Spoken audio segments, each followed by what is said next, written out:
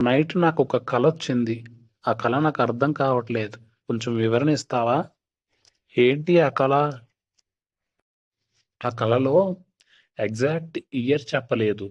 కానీ డిసెంబర్ 16వ తారీఖు నుంచి ఏ సంవత్సరం తెలీదు. ఈ సంవత్సరం అవ్వచ్చు, వచ్చే సంవత్సరం అవ్వచ్చు, 10 సంవత్సరాల తర్వాత అవ్వచ్చు. కాకపోతే ఎగ్జాక్ట్ డేట్ డిసెంబర్ 16వ తారీఖు నుంచి ప్రస్తుత కాలపు చర్చిలో చెప్పే బోధ, బైబిల్‌ని చూసి చెప్పే బోధ మారిపోతుందంట.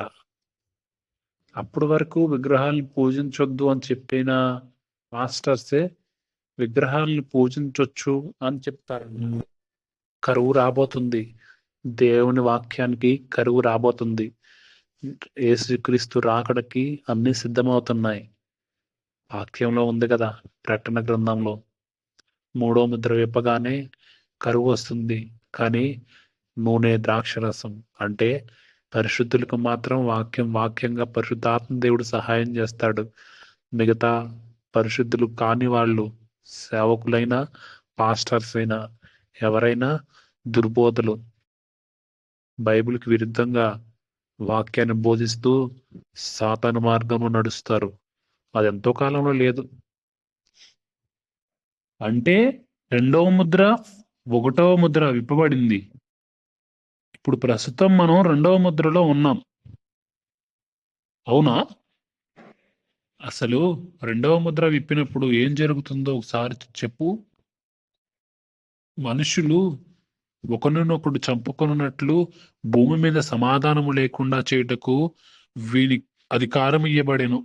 అవును, నిజమే. టీవీ ఆన్ చేస్తే చాలు, ఆ న్యూస్ ఛానల్లో మనుషుల్ని ఒకరినొకరు చంపుకోవడం, వాళ్ళ ఫ్యామిలీలో వాళ్ళని చంపుకోవడం, వాళ్ళ పిల్లల్ని తండ్రిని చంపుకోవడం, ఎన్నో న్యూస్ వస్తున్నాయి. దేవునితో రిలేషన్‌లో ఉన్న ప్రతి ఒక్కరికి సాతాను శోధన మరి ఎక్కువగా ఉంటుంది. నువ్వు చాలా జాగ్రత్తగా ఉండు. అనుక్షణం, అనుదినం దేవునితో సహవాసం కలిగి ఉండు. సాతాను శోధనను ఎదిరించు. సహాయం చేస్తాడు అన్ని విషయంలోనూ. వీళ్ళంటోడు ఒక్కడుంటే చాలు. అయినా వీడికి ఆ దేవునికి కాంటాక్ట్ ఎలాగైనా కట్ చేయాలి. అనేక శోధనలు వీడి మీదకి రప్పించి ఎలాగైనా వీడిని పడేయాలి. చూద్దాం, ఒక్క దానికైనా పడకుండా ఉంటాడా?